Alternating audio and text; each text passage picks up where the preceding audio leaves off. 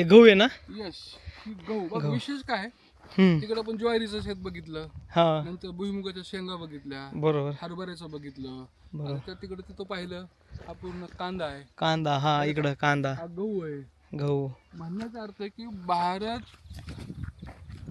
आणि त्याच्यात महाराष्ट्राची भूमी अशी आहे की सर्व प्रकारची पिकं आपल्याकडं घेतली जातात. म्हणजे ज्वारी घेतली जाते, गहू घेतला जातो, बरोबर अगदी आमच्या मराठवाड्यात सुद्धा काही ठिकाणी जिथं पाणी वगैरे मुबलक आहे तिथं भात घेतला जातो. बरोबर. सर्व शेती म्हणजे परत ऊस आहे. ऊस आहेच. सगळी पिकं आपल्या महाराष्ट्रात घेतली जातात आणि ते व्यवस्थित येतात.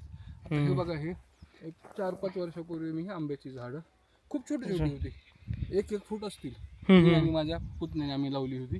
काय आता ते मोठे झाले. झाडी खूप चांगले आलेत आणि गेल्या वर्षी त्याला आंबे सुद्धा आले. हा केशर जातीचा आंबा आहे.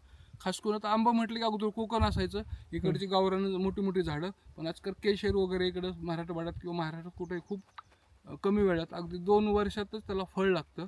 गेल्या वर्षी भरपूर आंबे ह्या आंब्याच्या झाडांना आले. आली होती. आणि गावाकडची एक खासियत आहे, याची कोय किंवा बी जरी खाली पडलं ना, हो, येतं म्हणजे येतच. येतं म्हणजे येतं. हां, इथं ती जमीनच तशी सुपीक आहे. सुपीक आहे. हो.